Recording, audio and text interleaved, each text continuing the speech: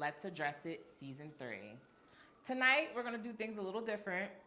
Normally, Alexis is here in the host chair, but I'm your host tonight, Aubrey, the Queen Pin. I always felt like Alexis needed, her own Let's Address It. So tonight, she's going to address it. Everyone, welcome the icon, the mover, the shaker, the body, the sexy LEXY. Oh. Hi. Hi, bros. How are you? Thank you. I'm good. Thank you for coming. Hello, everyone. Hello to everyone that's out there. I'm sorry it's a little warm in the stew, so I'm a little sticky today. It's a little wet, but how are you? I'm good. Wellness check. How are you? We'll get into it throughout. Okay. Yeah. So I felt like you always interview everyone else, and I've never seen interviews of you. Like, so many people, you have so many fans that want to know more about Alexis Snow, sexy LEXY. So let's get into it. So for people that don't know, where are you from? I am from Philadelphia, Pennsylvania. Born and raised in South Philly, and I'm a South Philly legend. And yeah, so this is really my city. Okay. At what age did you transition? I transitioned at the tender age of 14 years old, going into 15. It was very young, but around that time, a lot of people don't know. Excuse me, ladies and gentlemen, we just got in the studio. It's a little bit warm, but it's cooling off. Anywho, long story short, a lot of my peers, we all came out and started at a very, very young age. Okay, so that goes into my next question. Who did you hang out with, like, when you were younger? Like, who was your clique? Okay, so I came out, God rest his soul, God rest both of their souls. Their name was King and Antonio. They both were South Philly legends, as well as Antonio. And my cousin at the time, his name was Pooh Bear, but she's now a girl, and her name is K.A.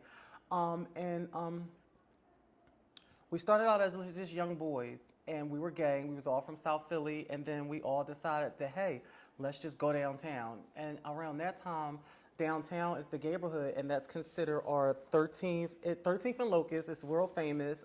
It's still around right now to this day.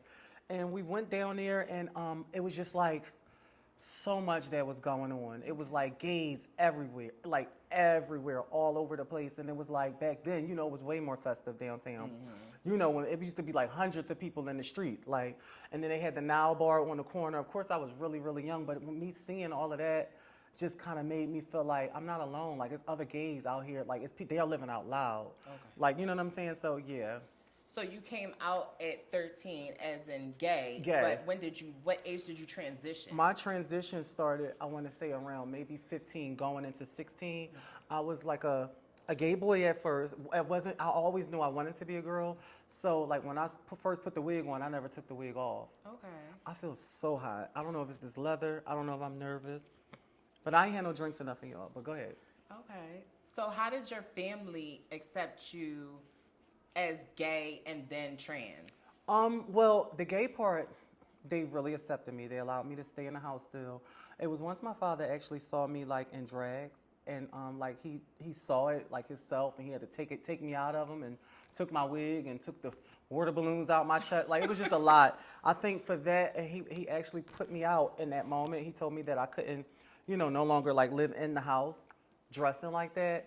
And I think that when he put me out, it was like, okay, I'm sure this is really what I want to do.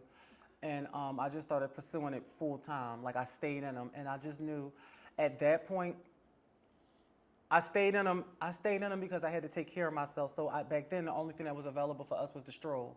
So of course you had to be a girl on the stroll. So that encouraged me to extra stay in them. And I just started making money. I just remember, like, my first night on the stroll, I was so nervous, but all of my girlfriends, all of my peers was there. They was, like, girl is nothing. I seen them in and out 1,000 times. So I how how to do something before you know how to do it. Right. So it was kind of like one of them things. Like, I seen them do it. I seen how fast they be going for like 10 minutes and come right back. The cars would be dropping them back off. So I kind of like knew that it wasn't a hard thing to do. And then I knew I was always a smart cookie. Like, I know how to. like when I was coming up, my parents used to tell me, you know how to, you like got the gift of gabs kind of like thing. Like, you know, you could make people finesse. Like I could make my dad tell me, I can go over to my grandma's house and she'll give me whatever, I knew how to, like, so, so I already knew how to like pretty much finesse people and, or just get what I wanted without me having to give, And it was like one of them things. Like it was.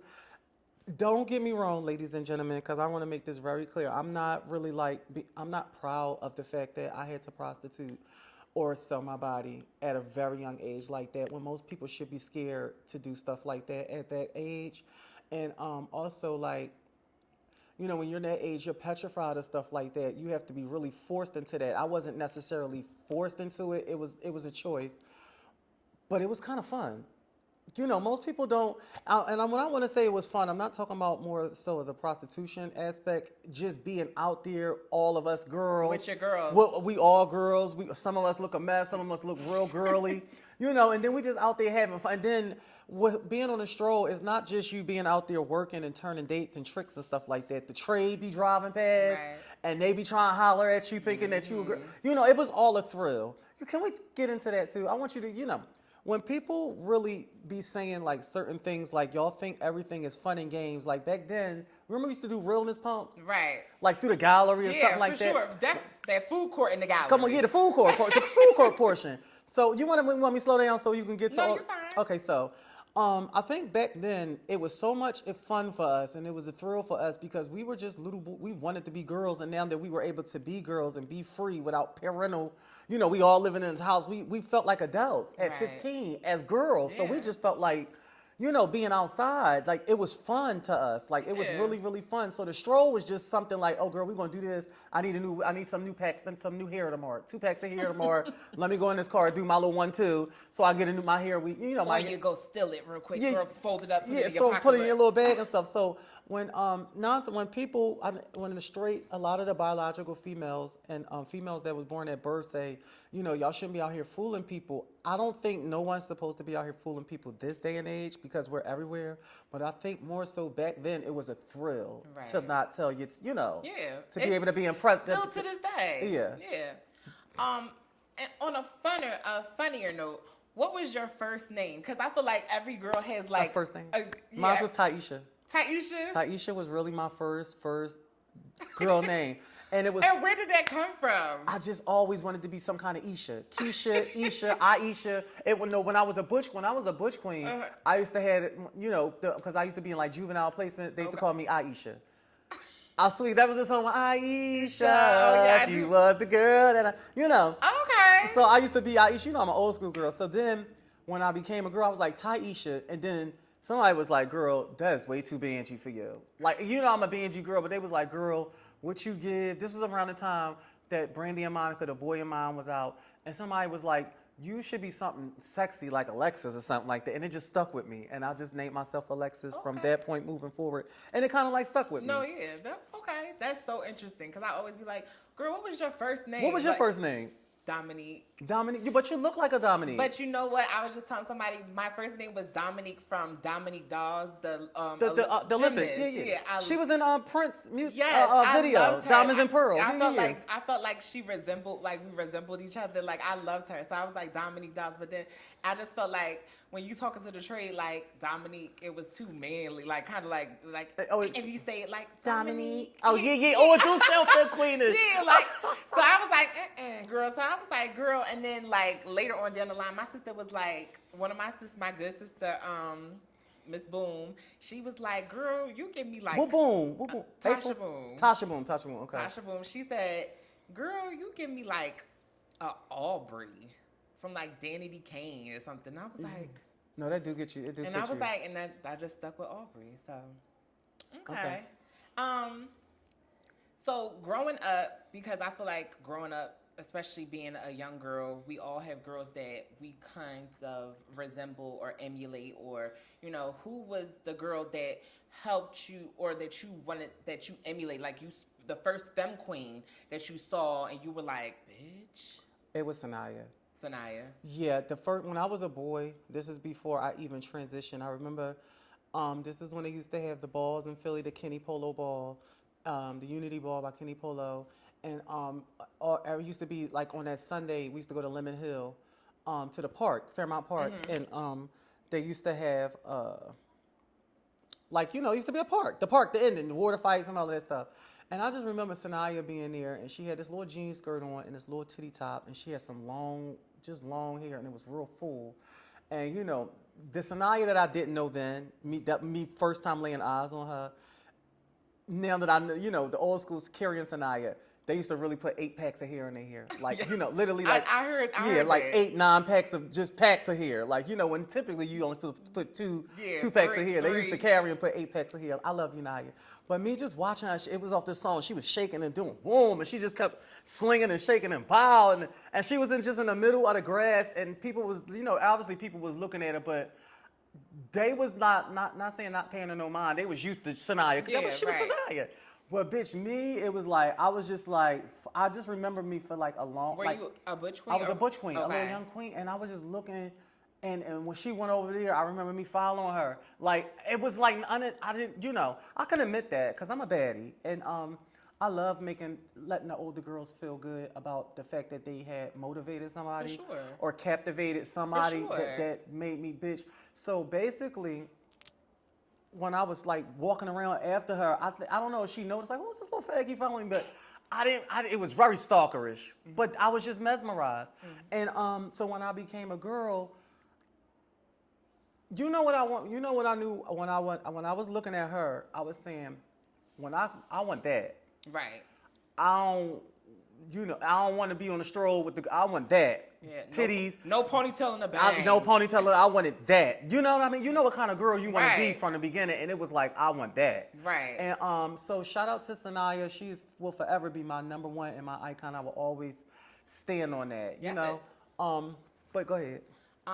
So she was the one you looked up to. Who? Not looked up to, because you just went through that. Right. Right. She inspired you. She inspired me. Yeah, Yeah. she inspired me. No, but I can honestly say I still do look up to her to this day. Not, Right. I looked up to her back then because we had more, like, once I became a girl, and this was around the time when she was living in Philly with Carrie, and it was on Juniper Street. They used to call them, the Carrie address was 504 Juniper. So they used to call them the 504 girls, and it was her. And it was Vanessa, white Vanessa. They used to Sharon Stone. Remember when she did the Stone? Vanessa Miss Right. Yeah, the one that rollerblades, rollerblades, right. So, and then it was Carrie, and Carrie was like the mother of Philly, besides like Renee. And I remember just being over the house, and sometimes Misha, Milan would come over, like that's the Asian one, but they all was like the face girls, Carrie, Vanessa, And I just remember me being in the Femme Queen house, y'all, and this is really important. I always wanted to talk about this on camera. Me being a young kitten, like I had chicken cutlets in my bra, like I had little teeny moan titties, but watching them just around the house, like Carrie had the black, like the photographs, but they was in black and white all around the house, and it was like, I asked Carrie one day, like, why black and white? She was like, because it just looked more classier, it looks rich. And like a lot of things that Carrie taught me, and Sanaya, like, and watching them, Sanaya, these bitches would be barefooted in the house. They would be walking around on the balls of their feet, like they up in hills and stuff like that. And Vanessa Frost back then, she used to be just like the prettiest white girl, Italian girl, but she was definitely black. Like, wait, she was black? No, I mean, you couldn't tell me she wasn't black. Like, kind of like White Samantha from South Philly. Yes. Like Vanessa was just so beautiful. Carrie was Carrie looked at just like a Nubian black Barbie. Like, I don't know if you ever had the chance to experience her as a kitten. I've never seen her in person, but I've always seen videos and clips, and she definitely gave you like the body. Like, she gave you the. She was the mother of the whole. Yeah. Her look is the look that everybody achieves today. Right. So it's like. Right. So me being over Carrie house, and it was just something about these bitches would sell it all day. I'm telling you, for no reason. They just be emoting and girl, are we going out tonight? I don't know, sis, you want to go out tonight? It'd be just a bunch of like I'm telling you, it'd be a bunch of unnecessary carrying on. You know how the girls today is more bingy. That's kind of frowned upon. Like, girl, get it together. You're not coming around the trade with me acting like it. Like it was Femme Queen. Oh, I would love that. And it was just so like everything was dainty and crossing the legs and pushing. It was sex. Like, I swear to God, even even when boys come around, they be around the Butch Queens really used to love the girl, like the girls, because they just ooh sex and everything. They would look you in your eyes. These bitches will be. Listen, if y'all don't know about an old school femme queen, these bitches will literally put 2 pair of contacts in, like like one on top of the other, just so it can be like more piercing. The tricks that I've learned with these girls, like I'm telling you, like these bitches knew how to pull any kind of illusion. I learned that when you, back in the day, like when you wanted your makeup to stay, these bitches used to spray spritz, Isoplus hairspray, holding spray on their face. Like the bitch face be hard boots, but that makeup don't go nowhere. You understand what I'm saying? Like it was just a lot of femme queen antics, and that's I think that I wish that a lot of the younger girls today had that kind of household, or that I wish that today's generation admired girls that much, and they let the girls know that they admire them. So that the girls can like pour into them like little tricks. So and they like, don't think it's shade. Yeah, like you understand what I'm saying? Like these little young kittens think they know everything, or they can watch YouTube, or they can get on TikTok. You know, you can pretty much learn anything from the internet these days. But I just think that I wish more so of the younger girls had that kind of environment where they was like a sponge. Right. And didn't think, you know, it was okay to look up to people you actually look up to. So that goes into my next question. Who was your gay mother? Did you have a gay mother? I had a gay mother at the time, and I only had one gay mother, and I will only, until this day, have one gay mother, and that is Renee. Karan, God rest her soul. She birthed a nation. She is Philadelphia's finest. She is the only queen of Philadelphia, like the reigning queen, God rest her soul. Like, you know, I say I'm the queen of Philly, which I am. You know, I feel like that after Renee. I mean, you know, that's just me personally. But it would never be another Renee. And this was back in the day when houses like really respected their overall mothers. And we looked up to her and we all called her mother. Like, we rarely never called her Renee. Everything was mother. You know what I mean? Like, you know how today's house kids, they'll probably say, hey, Dee or hey, sis. They won't call, you know, they won't. All of John and Renee kids that was in the house called them mother and father. So was your father John? John. Okay. My father was John, and Renee is my only gay mother that I ever had. I will never have another gay mother. I know I play around with like Courtney, my gay mother, you know, or James, like Father James West, my play dad, but like really my gay parents was only John and Renee. And Renee, if I can go on, just. Because Renee was from South Philly also, right? Yeah, Renee is born and raised in South Philly, Saigon Projects. Like, I can just say so much about Renee because she taught me so fucking much. She taught me how to, like, be a lady. She taught me how to be crafty. She taught me how to, like, ask for what you want. Like, she the one that told me, like, because, bitch, come here, boo, you got $5 for mother. You know, that's how Renee used to be. Come here, boo.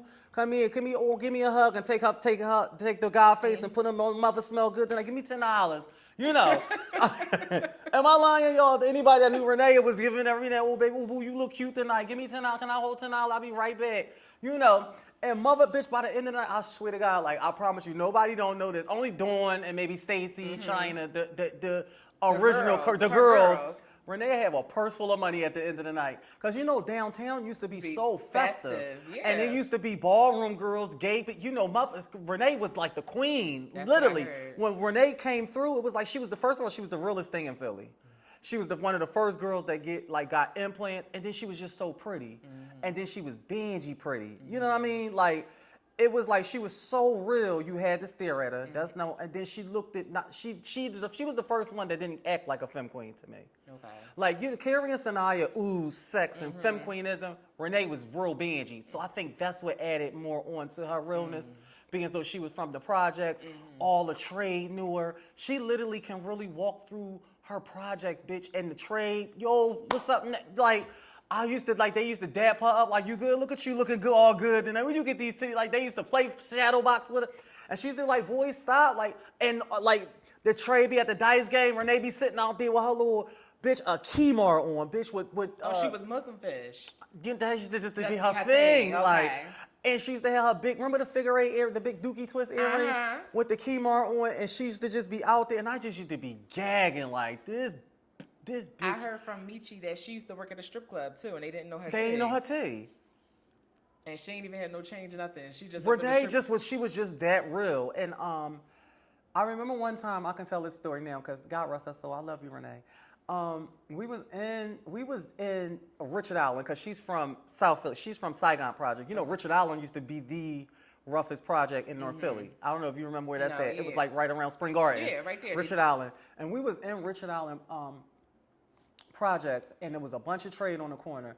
And Renee was just wild. And I was in the car. I think China was in the car. And she was like, I got to pee. And she got out in front of the Chinese store. Trade was like over there. And she stood up and she had peed like in the corner.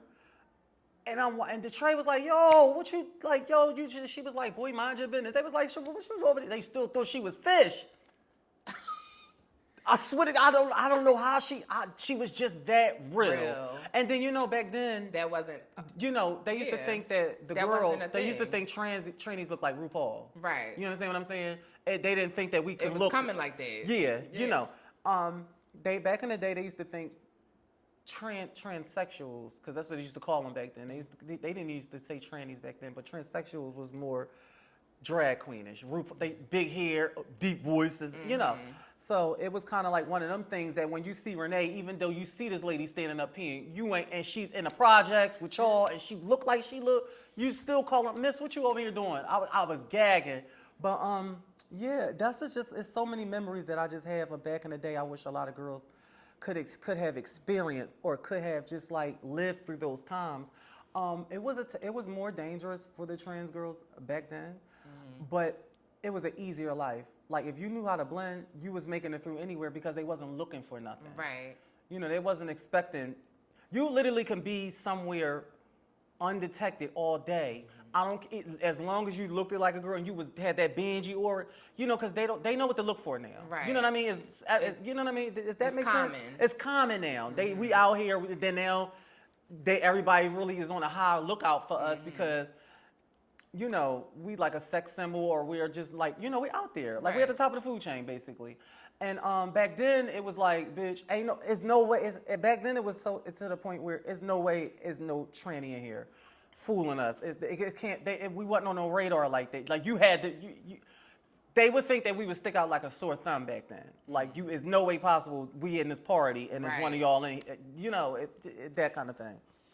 Okay, so since we're here, who got you into ballroom? Was it Renee? I think it was just me. Seeing Renee? Seeing the house of Karan, seeing everything, and then I went to my first ball, and I was just like fascinated. Were you a butch queen or? I was a butch queen when I went to my first ball, and I actually used to watch VHS. This is how it all started. Somehow we had got a ball tape in the house, you know, the gay house, where all of us is at. We both young girls, young fags. We go to the store, get dressed up, go to the store, and we had got a hold of a ball tape, and it was Ashley Icon. It was Angel Revlon. It was Sanaya. I think it was Letitia. Like the girls was on there. First they was walking realness. Then these bitches started voguing. Like I don't know if it was a category. You know, it was years ago. But I just know that they was walking. They was pointing at each other, and I was just sitting there like, you know, these bitches had bloody pops and they blow pops in their mouth, stacked finger weight, and you know, hard little, you know, the crunchy curls and the French roll, like bitch. And I'm just like, wait, these bitches look like Benji cunt, like you know. And then they came back and start voguing and carrying, and I just think from there I started watching the Vogue aspects, studying it, and then I kept rewinding and rewinding. And the first ball I went to was once again Kenny Polo Ball, and I won hand performance off of Doom Da Da Chat That Did It, and I won. Were you a butch queen? I was a butch queen. I won my first ball. Okay. And did you have to bet on anybody? Because the ball was on. I'm the only one that got 10s. Okay. For beat the beat, it was called beat the beat performance. It wasn't hand performance back then. Okay. It was beat the beat, and I'm the first one that walked, the first one that got 10s. Everybody else was like, this your young, you know, because they knew me. I was like a young faggot. So all Danye, like all of the Karans, because I wasn't in no house. They started walking, but they chopped all of them, and I ended up winning. So I felt like the girl. Oh yeah, especially your first time your walking. First ball. Yes. So I think once that happened, it was like, oh yeah, I want to stick with this. Okay. So how long was your butch queen career in ballroom? Just about a year. Just about a year. And then I was, I'm sorry. You know what, interviewer? This is an interview. Let me see. Talk on your mic. Hello? Okay. Is yours still blinking? Your light still on? It's not blinking, but it's on. I mean, it's on. Okay. Okay. So what was your first house? My first house was the house of Romeo Gilly. That was a house that Romeo Julie? Gilly. Gilly is Angel Revline and Otis. God rest his soul. Rest in peace, Otis. But they were the mother and fathers, and and Buttercup was their house child. Um, and Dawn. I wanted to say was about to call in the name, and I remember Dawn, now Kennedy, coming up to me as a butch queen and with little teeny dainty little thing, bony, with all of this lip gloss on her lip, came up to me acting just like Renee, split image of Renee. She said me, she was like, "Oh, you cute." And I was like, "Thank you." This is my first down there in Tennessee. It was like one of my first couple of times down there. And she was like, "You in the house?" I was like, "Yes, I live in a house." I didn't know no, you know. Right, you didn't know no better. Like, you And I think I remember doing saying, "This little faggy." I was like, "No, bitch, is you in the house?" And I was confused. So somebody tapped me. Was like, "No, they mean, are you in the house?" I was like, "I don't really know what that is." So I would say I would say Dawn is the first person that I met like in Ballroom that brought me to the house, and then I was voguing. I was a voguer, Okay. and then I went to the House of Prestige. But I believe everybody goes to the House of Prestige Everybody. back then. Yeah, Yeah. that was like the the Philly core house. based Philadelphia house. So you was okay. I was a Jilly for like a few months, and then I went to Prestige. Prestige. Mhm. Okay. So now that we're here, let's run down the houses that you've been in. Because when I came out, you were in jail, I think. But I think that when they used to be like Alexa, they used to call you a Milan. Yeah, I was Mother Milan then. Okay. So how many houses have you been? Like what houses? I've been in. Okay, so Jilly and Prestige, I think don't count because they're like the starter houses. No, they count. They count. We're but gonna count. they We're start gonna out- count it. They start out. Okay, so from there I went to Karan. I think my most favorite house I've ever been in was the house of Karan. Okay. Being as though it was family oriented. I got to meet some amazing people like my mother and father, Renee and John. My sister, God rest her soul, Stacy, like she's my best friend.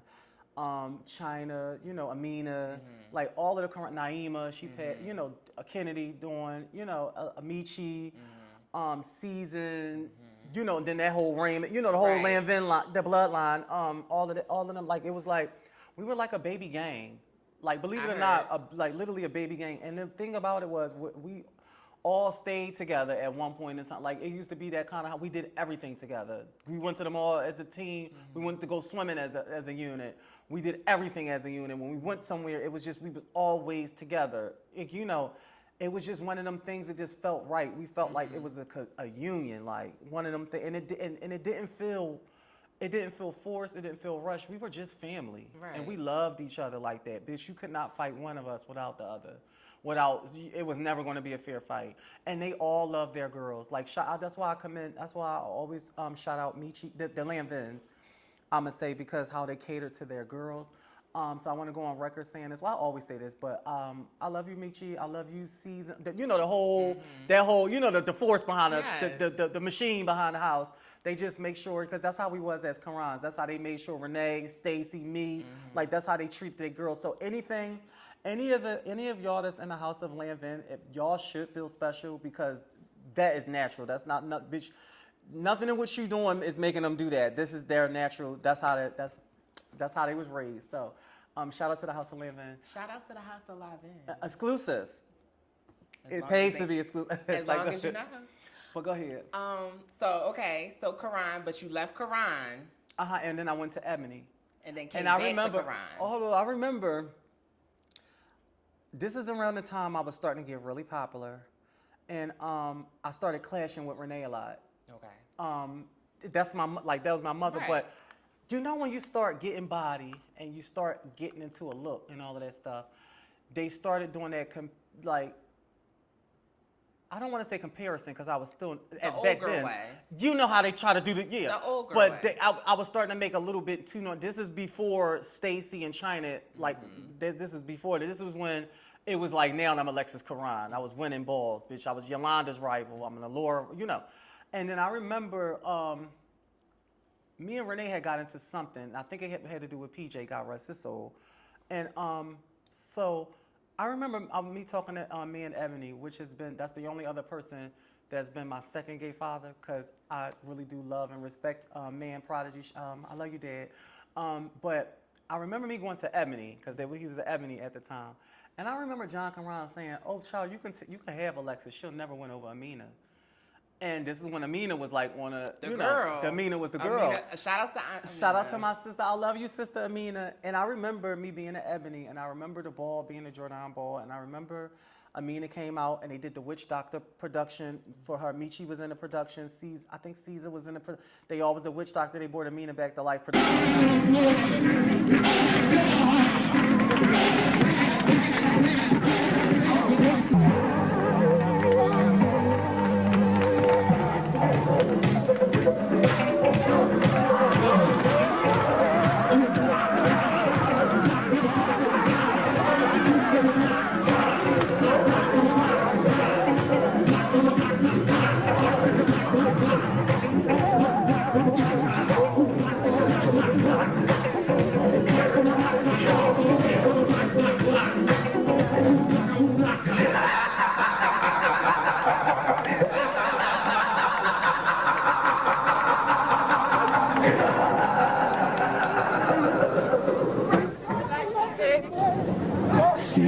Excuse me, do you fuck as well as you dance? Let's do it dirty. Twist.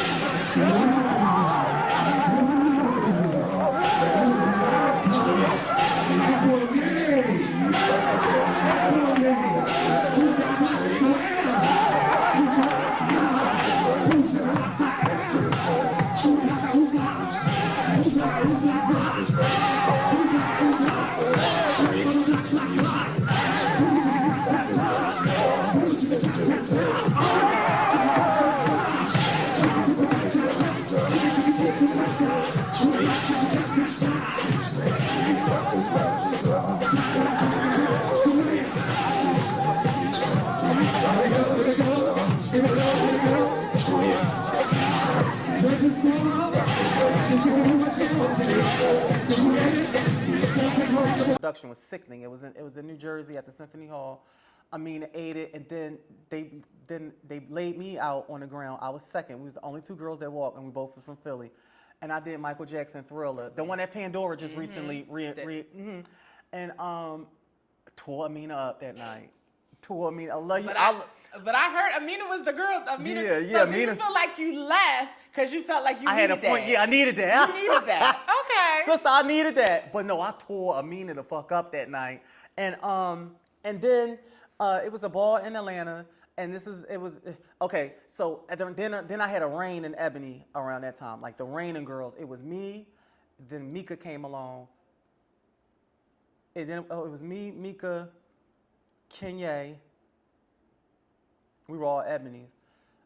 Me and Mika, shout out to Mika. I love you, Mika. I love your sister. We never actually got a chance to battle ever. Really? I don't think I ever want to battle Mika off the subject. Not. I would tear Mika up, sissy. I would tear that. It's like, no, sissy. I'm just glad that they never did that to us. Okay. Because that shit ruined friendship. Yeah, no shade. It really do. And I'm just glad they never pushed that. And that we never even, it was never no tension between me and her. But I think around that time, that's when we did the Poison Ivy thing, and it was me, Mika, and Kenya. Kenya was Batgirl. I was Poison Ivy. Mika did the Spider Woman coming down the ropes and stuff like that. And then we just had a good thing going. And I remember a time we was in Atlanta, and Allura was at Ebony, and I was at Ebony, and it was Femme Queen Performance. And Mika had the jeans on with her booty cheeks cut out and the bra top with the red boots. Her and Allura got 10s, and then they chopped one person, and then they start chopping everybody. Ooh. Like, it was like,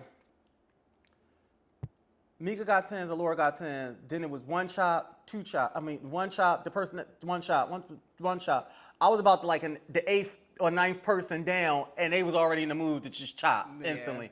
And they chopped me. And I had on all gold that night, and I didn't even do bad. But they wanted, it was for a lot of money, and they wanted it to just from the beginning. They wanted you to carry, and I think I went out there. I was playing, but I felt some type of way that night. I swear to God, that nobody ain't go up there and overturn my chop, And I remember John Karan being there. He was like, bitch, look, they ain't even go up there for you. You know, his stuff. you know how the girls get. They was like, look, ain't nobody even go up there for you. They care about Miss Mika, girl. They don't really care about you no more, girl. They got the new, Rest in peace, Kitty. And if you know Kitty, Kitty said that. yes. Girl, look, you come back. She had her thigh-high boot on. Hello, Louis. Hello, Louis Vuitton. Oh, yeah. Ain't nobody saying nothing. So listen, I don't think I ever told anybody that. So this is funny that it's coming out. He was like, come back over here, child. We'll make you mother. Because Renee was locked the fuck up at the time. Because I was Mother Karan at the time. Oh, I never knew that. Okay, all right. So I ended up leaving Ebony and I went back to Karan. And from that point on, that's when I really started carrying. I started getting the body. That's when I started walking Sex Siren. They made me Mother Karan, and that's when I first started walking Femme Queen Phase. How old were you? I was like around 21, wow. 22, because that's when I first met my boyfriend, BJ. Wait, is BJ the one you stole from April? Right. No, that's PJ. PJ. But that was always her stuff. BJ was the tall, Wait, cute because one. it was two of them that had the city in a frenzy. BJ and PJ. Okay. She had PJ, I had BJ. Okay. Yeah. Wait, so which one was the BJ one? was the tall. Mine was real tall. He used to play basketball. Okay, so I remember Hers used to be the fighter. Hers used to terrorize everybody. What's the story about somebody going to somebody's house over there off of was it? What? Oh, baby, I know. You talking about Mercedes' house? That was around the time I used to listen. Shout out to Mercedes Blanco. That is not no shade. Do you wanna ride? Do you wanna ride? Oh, listen. This was around the time I used to be dyke crazy, and I don't want to call y'all Ike and Spugs, but around that time, the girls used to be in a frenzy about the stuff, the butches. We used to call them butches. Okay. And it was like a fad, like a phase. Right. Like everybody do like that. No, like it's stuck to your lip gloss to here. All right, forget it. Yeah.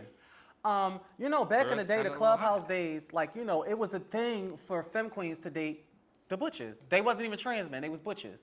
It wasn't giving top surgery and stuff back then. And I used to talk to one, and Mercedes, somehow me and her used to just always talk to the same people. Mm-hmm. Either I'll mess with somebody she used to talk to, or she'll mess with somebody I used to talk to. And we was living not too far away from each other in South Philly. And I was coming back from LA, and I remember when I got home, my friend wasn't answering the phone. I won't say the friend name.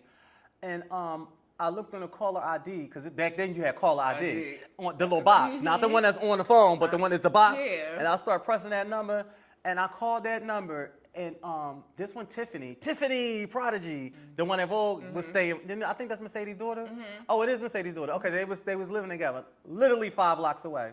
So I called the number. I hear Tiffany's voice, and I hear stuff going on in the background. So I knew what it was, because that was the last number that called. So I said, all right, bitch, walked around the corner. Bitch, I walked around the corner. I never got around the corner so fast. I knocked on the door. Tiffany opened the door. I pushed my way through. Boom, I'm walking through their house. That's how I used to be really batshit crazy back then. I remember me having a knife, and I remember me having it up my sleeve, and I don't. The thing about it is, God worked. I'm really spiritual. God worked in mysterious ways that I'm glad she wasn't home. Mm-hmm. You understand what I'm saying? I'm glad that she was, but it was just the way. I didn't know how funny it was until they actually told me. I was literally walked in the kitchen, walked out. Tiffany is following me through each room. What is going on? So I'm paying her no mind, but I'm really walking through these people's house, lifting up stuff and going. But she followed me in every room, but she's not saying nothing. But that's wicked word. That is. That's how crazy I used to be. But I'm just so glad. That was years and years and years ago, you guys. Yes. I used to be really, really wild. But shout out to Mercedes. Do you want to ride? Shout out to Tiffany Prodigy. We was young then. Right. We were young, and bitch, back then we didn't used to play about our stuff. Right.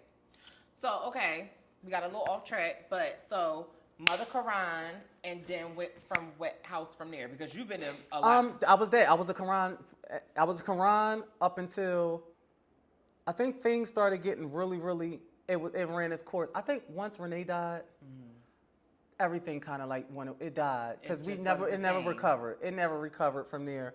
I think that's what made John wither away a little bit too, because you know the House of Karan was so strong with both parents, and it was so we had so many members, and we all was family. I think once Renee passed away, it kind of like when it kind of died out, and then I remember that's when Michi and Caesar they went to how they started LEXY. Okay. I think all of that put John into like a lonely place. He didn't have family. He wasn't in control. The power was going away. You know, it was just, I think it just died. It was a thing that just kind of like died out. I went to Milan. You know, I was the fan favorite. Me and Stacy was the only two that was under Renee. Like, no shade, everybody know that. Renee was the queen. Like, even at the Sex, Drugs, and Rock and Roll Ball, me and Stacy was the last two that came out before Renee. That's how we, Okay. yeah, bitch. It was Stacy, it was me, then it was Renee. Because, baby, we was the only girls that was really Break it shaking. up. Yeah. And Stacy, I don't know, when the House of LEXY was around before Stacy died, right? Yeah, yeah. Right. Because Stacy was what? Stacy went to Blondie. Mother Yeah, Stacy Blondie. went to Blondie. So we all kind of like, all the important people went our own, Yeah. we branched off and went our own So separate when did way. you become a Milan? I became a Milan around that time, around all of that time. Okay. And then they made me Mother Milan, and that's when I was like, really like, I was the girl, you know? And that's when I was like walking face and dominating performance, and Femme Queen performance and stuff like that. I was walking realness, I was walking body, I was everything then. I wasn't walking sex siren yet though. Sex siren and Perfect Tens became later. Okay, so Milan. Then and Milan. And then Prodigy, Prodigy. And then Balenciaga, and then Prodigy. Prodigy again. The price of P went up. The price of P went up. And then Now where I'm at, the House of Khan. now it's okay. And clarification: you are the I am the overall mother of the House of Khan. Shanice is the queen mother, and Ayana is the supreme mother. okay Yeah. because what Jack had said, like when he called you out at the He called me the queen mother. I don't know. It must have been. It was a miss. Yeah, because people were confused about confused about. Yeah, but I am the overall mother. And the thing about that is, you guys, because I want to stay here for a second. Can we stay on Ballroom for a little Yes, minute? for sure. Because I'm of a particular age and of a particular stature. I would have rather been the queen mother, but me and Shanice being in the same house as mothers I don't think there's no way I could have been. She could have been an overall, and I could have been a queen mother. Right. If that makes sense. And I'm not trying to dumb myself down because I have just an equal resume, but I just feel like Shanice, what she's done and the impact she's made. Not saying that I haven't. I just think, I think face girls is supposed to like, you know what I'm saying? You hold them to a certain level. You hold the face girls, and she's not any face girl. No, she's not. She's just, and to me, and I know there's a lot of y'all that feel the same way. Shanice is just not any face girl to me. Mama is the face girl. She's been reigning for She's years, the Ethiopian, like, come on, we're talking about Shanice. decades. Bald head, skin bald. Yes. Like, so I just really felt like, okay, sister, and plus Shanice, I know Shanice ain't gonna be at everything. Yeah, she she's only on a she different made path. she made a pact to me and a couple of the leaders that, bitch, when you need, if my sister called me to come out, like, hey sister, I need you here for this, that's when she promised me she'll come out for that. My girl is on a different path right now in life. She has a child. She has a government job. Without putting out too much of her business, but she told me that, bitch, call me when you need me. I'm here for boom, boom, boom. Right. Of course, we got to get her together, though. Right, for sure. Of course. Why you ain't put it on the I don't know why this is not turn the working. side thing on? Or your nail can't get up in there. But getting back to what I was actually about to say, you guys, is that so that's why I am the overall mother. I feel as though I do have a few more moments to make in Ballroom. My thoughts on that now is kind of like changed a lot because I walked the ball 2 weeks ago. Yes. Oh, let's talk about that. Go ahead. So, you walked the sexiest ever ball. Shout out to Marquise and Tank for a successful ball. You walked Trilogy, and you looked amazing. You gave us 3 different looks. Thank you. All the women looked amazing. All of them. Brooke Shout out West, to everybody that walked. you Shout out to looked shout out to amazing. overall mother line 'em up, Brooke West. Shout out to Ava St. Laurent. Ava Shout St. out to the Laurent, winner, my beautiful. sister, the beautiful overall mother Alpha Omega Vanessa Frost. Vanessa Anybody Frost. else walk? Oh, shout out to Deja West. Deja West, yeah, she Was came it- out for the big girls. Nobody else? That was it? that was I it. think, okay, yeah, so that was it. But shout out to all of the ladies. The reason why I feel a type of way, and I want to really clear this up. I have never been a sore loser. I have never lost the ball and didn't feel like, oh, bitch, I'm going to get you at the next one. I have never lost the ball and went online and read about, I've never ever done that in life. This is the first time I voiced my opinion on how I felt the ball. The reason why I feel away is because I am a bona fide icon, a legend, and a Hall of Famer. When you factor all of that in and you factor I've never bought it like I did 2 weeks ago with 3 different looks, 3 different wigs, 3 different gowns, 3 different shoes, all in one night, all from one category, and I bought a live all white peacock. Like the shit that I had to go through just to get the bird alone should have been like, you know what, get this lady grand prize. Girl, I had to meet in some back in the parking lot of the King of Prussia Mall with these peoples down there, them Amish people. What's the peoples that wear the Amish people with the little yarmulke from Hershey. Yeah, from Hershey, and that's where they came. They drove down the turnpike. That's why I met them at the King of Prussia Mall. They got all these kids packed up in the car. They got the bird in the back. I feel like it felt like I was making an illegal transit, like I was buying an exotic animal from overseas that I wasn't supposed to have. We in a parking structure, like of the King of Prussia Mall, but like you know how they got the court in the plaza. Mm-hmm. We in the like we was real deserted over there. It felt so illegal. Oh, wow. And they got out, so he opened his trunk, and I opened my trunk. He was like, I was like, oh yeah, put it in there. He was like, all right, where's the money first? It was like one of them janky. So I started looking around to see if I seen extra park car. Okay. It was very janky. But I was like, they you know, like the bird ain't gonna try to attack me enough, and they was like, oh no, the bird is, you know, well, boom, boom, boom. Trained. Bitch, I got that fucking bird home. That bird acted a fucking nutbag. First of all, I didn't know peacocks fly. You didn't know it either. Peacocks, the ones that do the feathers and the pretty colors. Oh, I did. Every time you seen them, they walking, right? Yeah. You never seen one take flight. No. Let the bitch out the cage. This bitch is flying. When she spread her wings, the wings is literally around your house. Woof, woof. Like when the wind underneath the wing, you could feel like a helicopter, bitch. Her wingspan was like this. I'm telling, big white wing, woof, that bitch.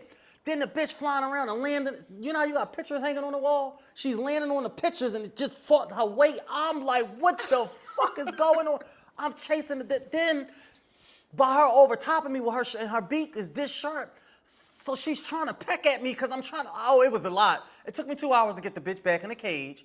Like, it was a lot. And listen, y'all, don't buy a peacock, okay? If you want to make an entrance, have a dove, a parrot, something very small, something that don't make that bitch, I've had the bird since the Alpha Omega Ball, and that was back in February. I was supposed to walk. That was when Shanice debuted, and I was up there on the stage with her. I was supposed to debut that night, but I missed my category. That's how long I had that fucking bird for. It was perfect 10s for, I think like $2,000-$3,000 that night. Yeah. I was supposed to walk it that night as my debut, but I missed my category. So that's how long I had that bird for. So for the fact that I had the bird alone, the bird survived somehow for 5 months in my house and made it on the runway. So. I'm not a sore loser, but I just feel like Ballroom don't deserve me anymore. I'm not gonna say it doesn't deserve you, but I just think you need to pick and choose. Like, you know what I'm saying? Like, you have to pick and choose. And I think you have made such a staple in Ballroom that it's okay to sit back and judge and support others and help, like, get a protege, someone to push, because even like you said, you learned a lot from Renee, and she molded you and helped you build, be the woman that you are today in life and in Ballroom. There's another young girl that needs to be a LEXY, to learn how to vogue and be perfect 10s and all these kind of things. I think that sometimes you just, you know what else, now that you said that, I always wanted one of my real daughters, to carry my legacy, like Taisha, but she wasn't ever a Ballroom girl. Like, I never had that. Like, so I admire Sanaya in that way. Like, so, Yolanda was, first it was Charisma was Sanaya's first daughter, a Femme Queen performer. I just thought that was, then Yolanda followed in her mother's footsteps, and now Mika. You know what I mean? I just wish I had daughters that carry on my legacy like that. Yeah. But you're right. I think at this point, I would never say I'm fully done with Ballroom because it raised me. It taught me so much. It taught me how to be crafty. It taught me survival. It taught me how to be a bad bitch in the scene and out on the floor and off the floor. It taught me mannerism. It taught me my worth. It taught me that yeah, they supposed to pull out chairs for you, hold your bags, open doors, you know. Appreciate you. Like, if I would have just been a tough cookie on the street, I wouldn't have knew those things. That's how I used to, like, you know, especially back then, they really used to cater to the girls. These butch queens these days, bitch, you be opening the doors for them. Or they'll sit down and watch you stand up and be like, honey, you can sit on my lap. You know, back then they used to really like pull the chairs, open it. Wait, mother coming through. You know, Right. Bitch used to feel like a celeb, like bitch. So you know, that's why I say ballroom taught me so much. I would never turn my back on ballroom because it taught me like, bitch, this is not. It's a lifestyle. You know, this is, you know, you supposed to live like they supposed to open doors and shit like that for you. But I think that what you have to learn, and just people in general, is that like, to keep that legacy going that you were taught or that you want to keep going, you have to teach it to others. Like, and I don't think that you can do that when you're trying to participate too. You know what I'm saying? Like, it's too much when you're trying to be the girl on the floor versus the leader. And it's too many, how do they say? It's too many chiefs and not enough Indians. Yeah. And I think that like sometimes it's like, okay, like when they have like when they had Face Over 40 and Dee Dee, Courtney, and Shannon, and all, like that was such a treat because those girls really don't come out, but people still there. Can I piggyback off of that? Yes. I honestly felt some type of way about walking the 40. If you noticed when I got up there, it took me by surprise, but it took me out of my element. Like, so wait, because I still be really people to this day. And I swear to God, I can stand 10 toes down on this. I still look the same way I looked at 20 years ago. I agree. Wait, I have a question. So for that category, who did you want to come out? Like, who were you expecting to come out? Because you know, you know who I wanted to be? I actually wanted to. I wasn't expecting Vanessa Frost. I was expecting. No, what I'm saying is for the over 40 part. I didn't even know they had over 40. Oh, when I was coming, I thought it was all one category. Oh. So when I'm at the back and I'm like, let them girls walk first, because I wanted to be out. You know what? In my mind, I wanted to be the last girl that walked so I can go change. I had time, so while they're battling, I had enough time to get my outfit. Okay. So I'm at the door and I'm like, let them girls walk. And then they're like, no, they're calling over 40. And I'm like, over 40? It made me feel like, bitch, I'm not walking no over 40 category because, bitch, that's like the last of your days. Your days is numbered. No. To me, it's like, girl, I don't know, because even though I know I'm over 40 and everybody know that, you know, I'm still 32 years old. You know, that's my thing. Every year I go up from 30. I was just 30, you know, I'm 31. Right. I'm 32, and I believe in speaking things into I feel 32, but I really still look young. No, I like agree. Dead ass. Like, no, most of the girls that are over 40, they still look young. Youthful. Like Courtney. That's why, like Courtney, like Dee Dee. Yeah. Like, So honestly, when they had the over 40, I was expecting LEXY to come out. I wanted Dee Dee to come out, but I know she probably wouldn't. I would have loved for. Let me think of who is the perfect 10 girls from my No shade. Lisa probably could have did it. I wanted Sabrina Icon. Sabrina, I even wanted Angel. Yeah. Okay. I wanted Angel. Yeah. For big girls, I wanted. And then the way they had it set up, Bria probably could have did it too because it was more realness. Right. You know. No, she doesn't work perfect. My mother doesn't work perfect hands. No, but it wasn't. It was more trilogy. It was sex. It was sex and realness. And something. And body. Right. Okay. So yeah, you know, but you know what I mean. Like right. Like Jasmine, like Spanish right. Jasmine. I wanted Jasmine to come out. I wanted that would have been a treat. Now that would have been a treat. Yeah, that's what I'm saying. I wanted for big girls. I wanted Shaisha to come out. I text Shaisha and told her. Shaisha would have tore that category. I wanted Shaisha to come out. Bitch, Chanel Ross would have came and tore that down. Chanel Ross. I wanted. Shout out to you. I love you, sister. I love you, Chanel. But I definitely also understand too why the girls don't come out. You know, sometimes because they feel like they're getting played with. You know, certain things, especially when categories are so they like are kind of towards the end and things of that nature. So it comes off like, girl, I don't feel like. And that's another thing. And I just want all of the promoters to just honestly, please start respecting the girls more. When you know you're having Femme Queen Face categories and you know you're having categories where girls are required to be in hair and paint and gowns, please have it in the first half. Yeah. Because that's a lot to sit in. You know what else? It takes you out of your element. Could you imagine, like, you're in hair, you're in makeup, and you're in a gown, and you're sitting in a car, and you're hearing everything that's going on around you. You can hear you outside the ball. You hear who got chopped. You hear chops. You see people leaving. Oh, girls hot. All of that stuff starts to play in you. You know, it starts to make you. It drains you a little, and then it makes you. It fucks with your mood. Your what is it? Like Your zhuzh. yeah, like you know how something take you out of your element. It drains you. and you don't. Like initially, when I came, when I got to the ball, I was fully ready. I don't know why the universe work like this. When I'm fully ready for a ball, it always give hours wait. If I'm not together, it's Lexi, hurry up. Your category's in 2 categories. I'm still getting my license. It be giving that, but. Any little thing can mess up. When I first got there, if I would have got out the car, bitch, I would have been boom, bow, bam. Like they would have been like, woo, like, because I was ready to cut. I have not been on the floor in 2 years, so I was ready. And then I knew all of the other outfits and the bird. I knew what I had and stuff. But bitch, after all, and now it's over 40. And now I'm the first person that walked. I'm the first, when they open up the category, over 40 is first. So now I'm the first person on the floor. Any old school girl, no, bitch, you do not be on the floor first. So, you always want to wait until the momentum build up and you want to always be the last girl. You're so old school. So wait, I have a question. So back in the day, they didn't have as many categories as they have today. No. How many categories did they have? I mean, it was about a cute 20 categories, but it was all one. Femme Queen Body was Femme Queen Body. Femme Queen Perfect 10, it wasn't small girls, big girls, little girls. And it wasn't as oversaturated because it seems like you guys had a set people like you knew Sanaya was going to come out, or you knew Lexi was going to come out. No, you knew Sanaya was going to walk, Danielle was going to walk, right. Vanessa, Ms. Rock. You knew only girls couldn't hold that. Right. Every now and again, Raquel Balenciaga come up, and what's her name? Something Bonet, Jasmine Bonet. Like certain girls, you only knew you had a designated 6. You had to, and that's it. It wasn't, bitch. You came to see those girls. Right. You understand what I'm saying? Now it's like, girl, who knows? Like, I was anticipating Paris. Shout out to Paris West. I love you, my fish patty. I was anticipating Paris coming. I thought Rima was gonna walk because she told me that lying bitch, Rima.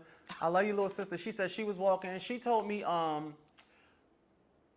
what's the girl, the pretty one, Aubrey Mugler was going. She said she heard she was coming. So in my mind, I thought Giselle was going to come they out. said Giselle was. So in my mind, I was saying to myself, oh bitch, now you really. I had a 4th gown. I swear to God. Girl, why you had all them gowns? Because I was ready. This was the sexiest ever ball. They wanted you to be out But the there. last one was so dirty. It was so. Now you gotta stay there for another. Yeah, ball. you gotta save it for another ball. But it was so, it was like when they was telling me the lineup of who was coming, I was like, oh yeah, bitch. Each battle, I need to be in a different element. You understand what I'm saying? I needed these different things to give them a different side of me. And then my last one was so revealing. It had so many cutouts and stuff. That was going to be like the strip down. But anyway, I didn't get a chance to make it to the last outfit. But I definitely had fun.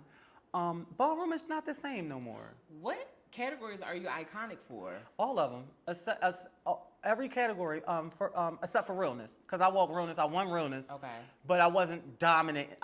Not dominating realness. I won realness a few times, but that wasn't my main. I went straight into Femme Queen performance. So kind of like, girl, kind of like we was just talking about, girl. Okay, I got you. Girl, you was the king. So basically, kind of like if somebody don't really see you on the like, girl, when was she doing that? You know. But I'm definitely iconic for Femme Queen performance. I'm iconic for Femme Queen body. I'm iconic for Sex Siren. I'm iconic for Perfect 10s. The only thing left for me to do is I did Best Dress 3 times. I did Best Dress 3 times. I won twice. I got chopped once, and that was in the all pink at the Carolina. You never was a runway girl? Never was a runway girl. I bitch, that'd be around. That'd be the closeout. That'd be the closeout to my career. Oh shit. Okay. I think bitch, it's either runway or bazaar. And I'm bazaar every day. Okay, so for Femme Queen performance, who are like some of like your favorites or like the younger generation under you that you was like just off your dome? Like my number one girl in the world for is would definitely have to be Laomi. Okay. Just because of the places that my Lay took, she don't like people calling her Lay, but I think I got the exception. Laomi is just like it don't get no better than that. Right. You know, like if you had Ashley, you had Sanaa, you had Alyssa, right? And then you had Yolanda. Don't get no better than Yolanda. Right. The only other person that stood next to Yolanda was Alora. And then you have a Laomi. You get it? That's like at the top of the food chain. Like, you know what I mean? What I'm saying? So, and then the places that she took Vogue, Femme Queen Performance, and Ballroom, she carried it with her everywhere. So, which made her a worldwide phenomenon. Not only bitch, Laomi versus the Avisus. That's enough said. Yes. Laomi doing the what is it? The Matrix dip with the At it's the so many Rumble. things that you could just say Laomi about. I'm sorry, I don't want to forget Mika. Mika was another one of the greats, but Laomi. Now, or out of the newer generation, I would definitely have to say the Queen, Tamaya. Tamaya, I love you, Deej. I love you, Queen. I love you, Fave, because you know we call each other Fave. And me and Tamaya is really, really close. But I just think that Tamaya is just the fucking epitome of Femme Queen performance. I ain't talking about this shit that they out here doing, jumping off of stuff, swinging. My girl will give you a nasty little 1, 2, boom, She boom, catches boom, you know, beats. and she give you the boom, the bow, the boom, the cross, the, you know. It's the she Femme gets Queen. It's Femme Queen, yeah. So when I say Tamaya is literally the queen, there's no girl that oozes Femme Queen, give you performance, give you all 5 elements. And come on, you're supposed to be interviewing me. Get I off that am. phone. I'm reading my questions. Oh, girl. oh, sorry. Yeah, Oh, all right. thank you. So when I give Tamaya, and we call her the queen, she is our queen. She is our fucking queen, and I mean that. Like, and I'm a queen myself, so I can say that Tamaya deserves her stuff because, like, just the way that she brings it. Then she adds sex appeal to it. It don't give little boys. You know how some girls just be out there and they just look like whatchamacallits? Like, is that a femme queen? Like, Mama, of course we go, oh, Mama, she cut up, but Tamaya is out there looking like a bad bitch. Yeah, she catches the beat like no other. No other. Like, Then she's out there looking sexy while she's doing it. You know what I mean? Yeah. The only other girl that I would say give that is Tati. Tati is that's my favorite. I love you, my Tati Mugler. Tati is another one that just look good while she's voguing. You know, and there's a couple of them like Malaysia, old school Malaysia Ebony. Out of the new girls, is a lot of them. I don't want to name no more after I just named them because then I'm gonna have to name everybody. Like if I, you know. No, I mean. Yeah. Okay. For trilogy, who's like? Ava. Okay. Ava St. Laurent right now for Femme Queen Trilogy, and Vanessa Frost is like at the top. Yeah. Would be at the top. Definitely Ava, because she just something about Ava just like it's so Femme it pulls Queen. you. Yeah, it's Femme Queen. You know what?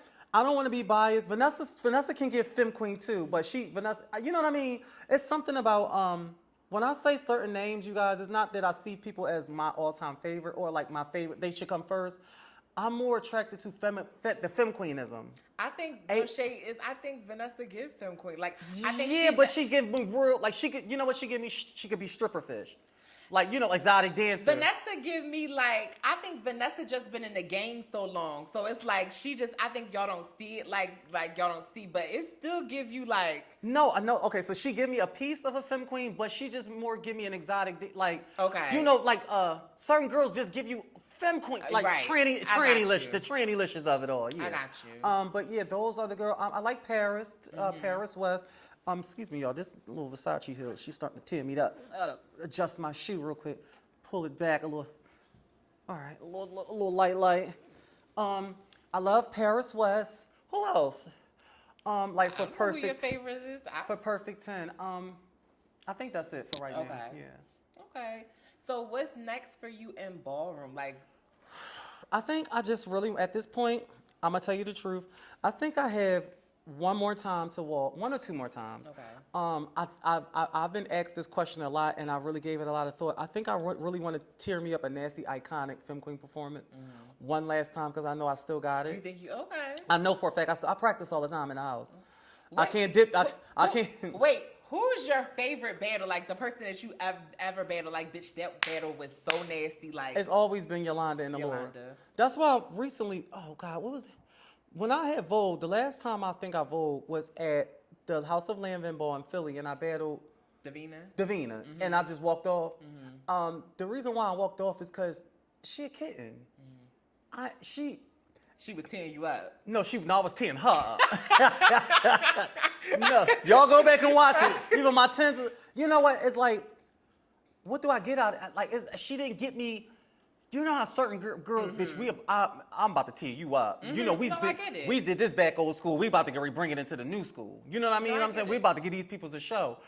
You can't be on the floor with somebody that you're not. What am I battling you for? Like, you know what I'm saying? And that's no shade towards Davina, but if you know Ballroom, you know what I'm talking about. If that would have been like a Yolanda, a Laura, if I would have seen somebody from out Lil Kelly, DeMorvis, who else? Like a Tamara, somebody that's still from bitch. You know what I mean? We would have had to dance. We would have had to see each other about this. You know what I mean? No, I get it. If Mercedes, Do You Want to Ride was on the we would have had to. We did this before. We got to do this again. You know what I mean? It was like, oh, I ain't feeling it. Cause like if I'm out there and Yolanda do a dip, now I gotta double that dip. Yolanda flip, now I gotta flip. It was like nothing that she could have. It was like, all right, let me go. I ain't got nothing in me. I understand. Yeah. Rest in peace to Yolanda. Rest in peace to my sister Yolanda. And really quick, I say this a lot on my lives, but I'm gonna say it now for this kind of platform. When you join Ballroom at a young age, please make sure you have real family, real support, real morals, or a life outside of Ballroom. Because what happens is Ballroom will chew you up and it will spit you out. I remember Yolanda going from the 90s it girl to the 2000s phenomenon, and everybody loved her, and she was at the top of the food chain up until the point where she wasn't. Then Roxy came along, and then Mika came along, and then they always used to make her and Mika battle, and Mika always would win, and Mika became the rising star. Yolanda started ranting online, and it was Yolanda, you know. So, you know, everybody, then she started going on rants and stuff and started talking about Caesar, started talking about Sanaya and things that happened to her. And I'm not saying if it's true or false, but that's when the social media going live era, Right. you know, and everybody used to, you know, oh, Yolanda, just Yolanda-lin. That was the thing they used to say. And at that point, I think she just had enough to where she was no longer the fan favorite. Everybody used to think she was crazy and online ranting, and she had enough and she killed herself. You know what I mean? And that just come from the fact that Ballroom was her life at one point. You know what I mean? Ballroom was all she had. And they praised her like that up until they didn't. They threw her away. You know what I mean? Yolanda wasn't no druggie or nothing like that. Yolanda wasn't no the girls that get high. You know, she smoked a little weed, drink, you know, but it's just that thing. Like when Ballroom is all you have, right? And I'm talking about like no family, no, you know, that group homes and you grew up in the scene and then now the scene threw you away. What more do you have? Like, you know what I mean? So that's why I encourage any of my younger girls, younger butch queens, younger anybody, please make sure that Ballroom is not your main thing in life. Ballroom, like, please be able to just take it, leave it where it's at. When you leave it there. And because you can't take none of that stuff with you in the real life. And a lot of people do, that they take that persona home and really thinking you be like, girl, you sleep on an air mattress, like cut it out. Right. Like, bitch, you fab over, you know. And I ain't reading nobody, but you know what I'm talking about. Like, don't take that stuff home with you because it's all superficial. We can move on. But I love you, Yolanda. Rest in peace. And if you feel any young person out there feel like they are suicidal or feel like they just need somebody to talk to or don't have no guidance, there are places you can go. Shit, you can call me. You can hit me, send me a DM. I'll get you some help or I'll talk to you. Because I know it can be very, very tough. It's very, very tough. And it's a silent battle that we fight. We all fight it. Like, even after this last 2 weeks ago when I walked, I was like, oh God, like, is this my turn for them to start letting everybody play with me? Like, seriously, you go through that. People, you know, you feel that way naturally when you get older. And you feel like, oh shit, is it my turn for them to like, you know, let me let anybody start playing in her face. You know what I mean? You kind of start feeling like that. I think that in life, especially in the scene, mental health is very important. You have to take some time to yourself. You have to talk to people. You can't feel like you're putting a burden on someone, discussing things. You just have to really express yourself, especially to people that are going to listen and actually care and do something about it. So you're not wrong for feeling the way you feel because Ballroom is a part of your life. So people go through things in life. Like when you go through stuff in Ballroom, you go through stuff in your personal life. Everything seems like you're not doing good in Ballroom, you're not doing good in your regular life, and things is just on top of you, it's going to take a toll on you. So, You got new bags. Huh? You got new bags? No, I got A reduction? I got my implants taken out, and I got a breast lift. Yeah, I got a. Yeah. Oh, they look, because I'm looking like, bitch, they look smaller, but they look fat. Yeah, I got a breast lift, and I got a. Now that we are on camera, I don't want to rehash the whole thing. I want to basically apologize for the part that I played in us having a falling out. What I thought I was right at the time, you thought you were right at the time. We won't say who was right or who was wrong. But I will say that I honestly love you. And come and give me a hand while I tell you this. You saved my life. And I always, every time I talk about this, get off me. Every time I talk about this, I always say I love Aubrey, because you actually saved my life, because I was extremely suicidal when my mother died. And you knew that, because I was married still then, and I wasn't talking to many people. But you were one of the ones that, like, no, my girl, come on. You know, I got you. We talked every day on the phone. Like, you know, you kept me up-spirited when I was really extremely low. And I would never forget that. You know, when somebody basically, you saved my life. So it hurt me when we did go through what we went through and we weren't talking. And you know what? I can go through us not talking. It was the fact that people didn't need to know that. And I really feel like you dropped the ball on that. Like without us going into it, I think about when you did the only, whatever it was where people actually knew, I think that was something we could have worked out between us. And I think the social media thing kind of like threw a bigger wedge and then the Bigo, because you went on Monique. You know, long story short, I love you, and I'm so glad we are in this space to where we can actually sit across each other and talk and hug and share stories and key and laugh like we used to, you know. In life, time heals a lot of things. Right. And I know that I'm not the person that I was a few years ago. And I just want to better my life and be different. And we lost so many girls, Yes. so many sisters, so many friends. Stacy was something big to you too, wasn't Yes. she? Like, that was somebody that you admired. Yes, you know what I mean? That was my big sister. Right. So it's like, and then who else? Didn't we just lose a couple other girls like recently? Girl. Like, you know. So it's like, life is short, and I'm just happy that we are in this space. I love you, my girl. Come I on. love you too.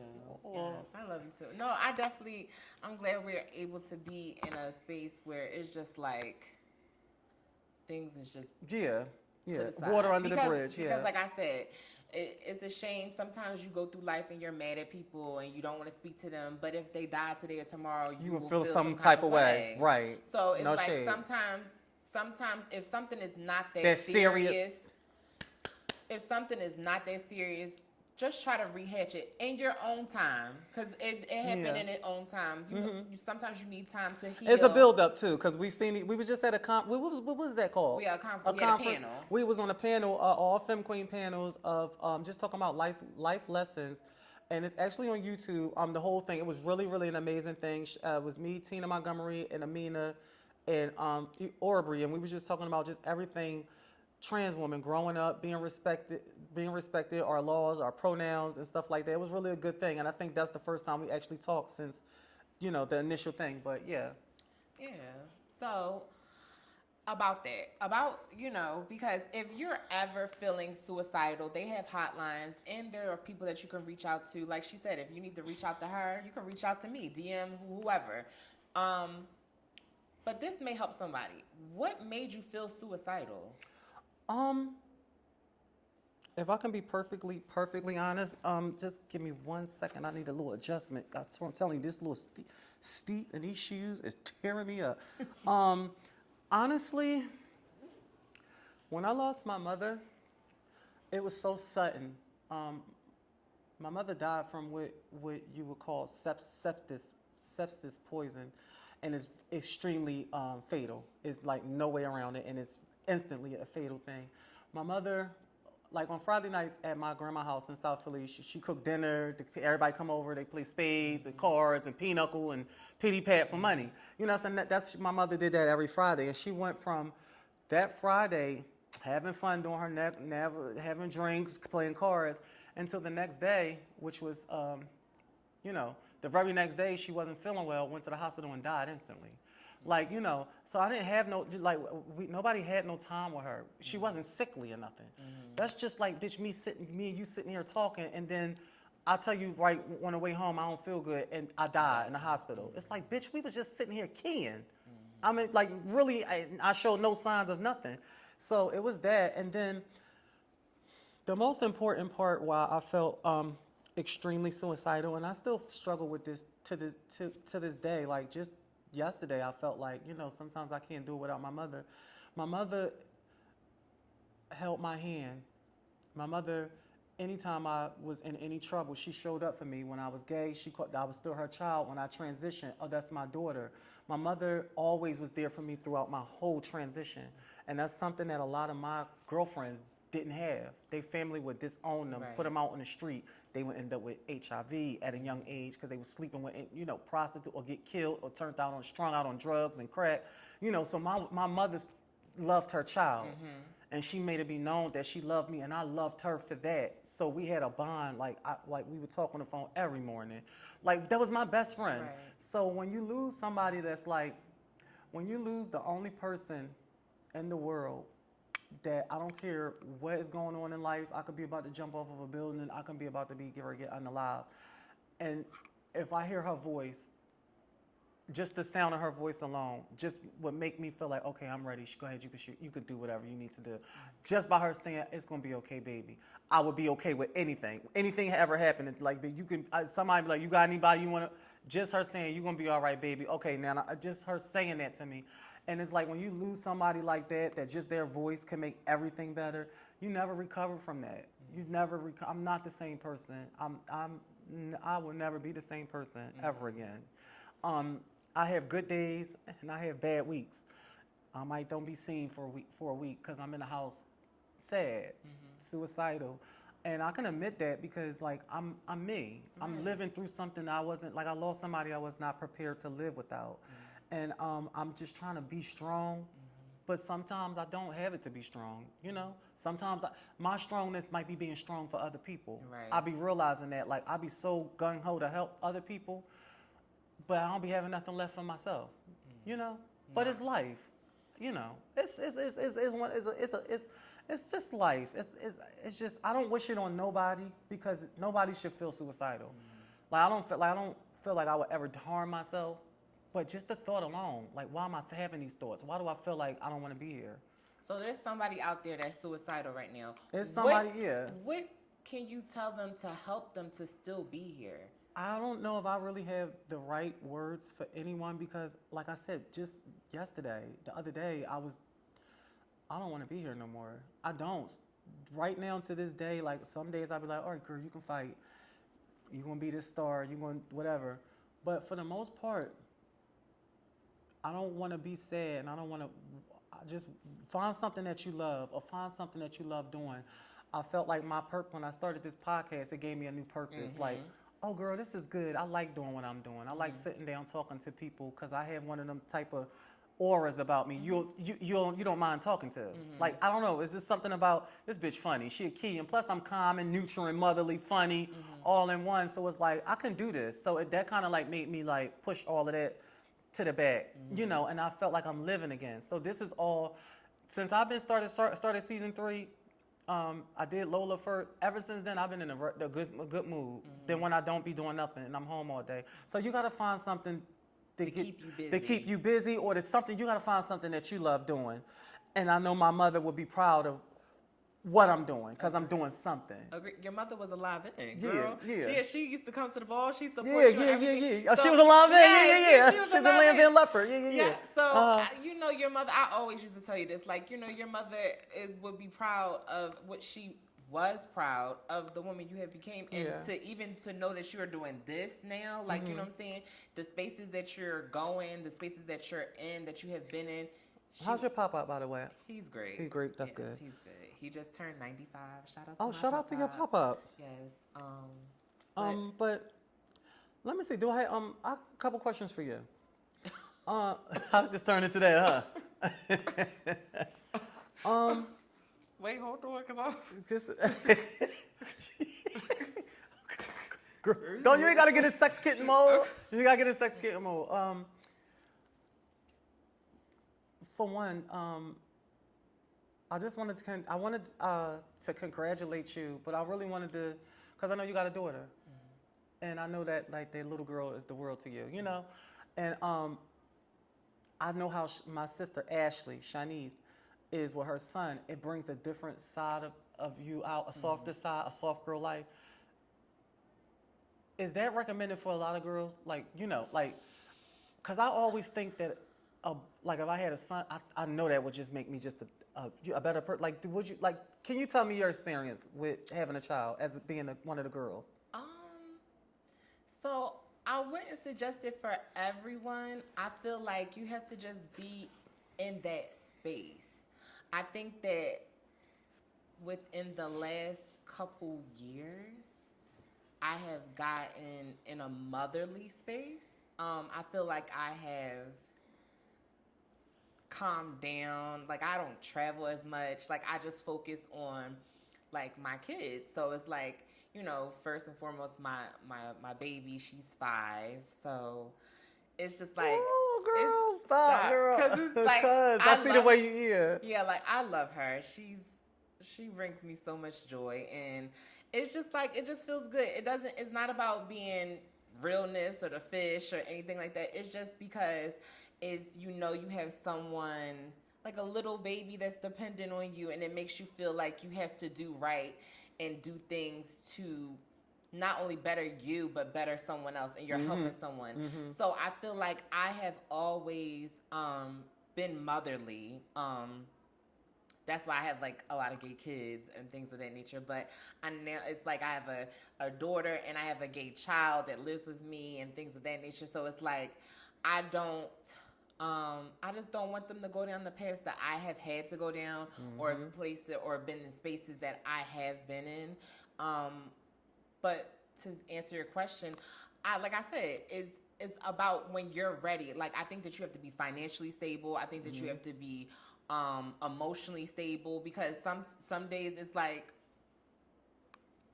because you're not just dealing with your emotions. Like, you're dealing with a baby's emotions, and then you don't be available for all of that. I gotta get out of bed and all that. Right, like, you gotta get out, like, especially, like, get out of bed. She goes to school. She gotta be to school by 7:48. You know what I'm saying? So you gotta get out of bed, and you can't worry about if you got stubbles on your face, if you got, you gotta get it done. You gotta do the groundwork. And then even with certain situations of going to parent-teacher meetings and things of that nature, like, that's why I said you have to really be secure in yourself, because I can't sit up there and go to a thing and it's like, oh, child, they about to spook me. Like, I can't, You have to show up for your child, because your child does not understand, you know what I'm saying? So, and even with certain situations when you have a gay child, you know what I'm saying? These people you have people depending on you. They are asking, or they're not asking, but you have to show them the right way. You know what I'm saying? Because you don't want them to go down those paths. Like, you don't want them to be on drugs. You don't want them to have to turn to prostitution. You don't want them to be preyed on by people and thinking because you didn't show them the love that they needed or required, that they get it somewhere else, and now this person is hurting their mental or health or whatever, So it's like you have somebody dependent on you, and you really have to realize that, and it becomes a bit overbearing. Because I even said it on the panel, like, it's like, when do I get myself together? You know what I'm saying? So it's like you sacrifice so much, but at the end of the day, when you see them and they're smiling and they're happy, or like they're doing good in school, or they're getting jobs, it makes you feel like mission accomplished. Yeah, because at the end of the day, I think a lot of people, not just trans, but people in life, everybody's life has a purpose, and you want to leave your staple on this world. You know what I'm saying? Like, even with everything that you're doing, you're leaving your staple on this world. When you die and go away, Less Addressed will still be talked about even after you're gone. Your clips of voguing and the things that you have done are still here. So that is your legacy. Some girls don't have that. You know what I'm saying? So you have a child that will always remember, this person gave me my first birthday. This person showed me how to drive. This person raised me to be who I am today. Okay. You got to come on. Oh, baby. You might have to crop the feet out. Right? Hey, that's the old thing. You got to crop the feet out. Come right. Baby, wanted to see you to come back, baby. We be at the Okay, knee. be like right at the knee, like, and we're back. But thank you. Is there anything else that you want to? I definitely. Just one more question before I come out of this shoe. Because the shoe is tearing me up. It's always this left. It's always this little left shoe that be trying to attack me, girl. No, I don't have any more questions, but I would like to tell you that Let's Address It is an amazing platform. Every time I post you on my platforms or I see you being posted on other platforms, you inspire so many people. So many people love you. Girl, you always have a comment. Like, even when you walk the ball, like, there's comments on comments like, she always is the best dressed. I love Lexi. For really, they be Girl, carrying like that? They love you. So, like, you don't even know what you do. Like, you don't even realize how much getting up and knowing everything, how you gotta get production and everything. I know it's very stressful for you, but you're really touching people that you don't even know. Right. I didn't know it was that deep. Yes, no. Like, because you know what? It was, as a matter of fact, it was you. You told me when I first was thinking about doing, we were supposed to do the street interviews and stuff. And you was like, girl, you famous on TikTok. And I didn't even have a TikTok then. Right. This was like years ago. And you was like, girl, you all over TikTok. I didn't even know that. So it felt good to hear that I'm touching people or people like love me and I never met. Well, I didn't even know I was big over here. Yes. So thank you. I love y'all. And thank y'all for supporting my platform. Thank y'all for supporting Let's Address It. And thank you to all of the guests that was a part of my platform. Even Aubrey for even coming up with this idea. This idea was all hers to have me in the hot seat. And I just think that this was a great addition. And I think we discussed a lot of things that people didn't know. Like, I love telling stories that nobody knew, like coming up, like the Carrie and Sanaya stories or the Renee, stuff like that. So thank you for that. No problem. On the count of 3, let everyone know what show that we are on, what show I'm on. 1, 2, 3. Let's address it. Now give me a little hand performance. Boom, boom, boom, boom, boom. Yes, you do. You got a little hey, that. Oh, that. Well, that. Shake it. Ah.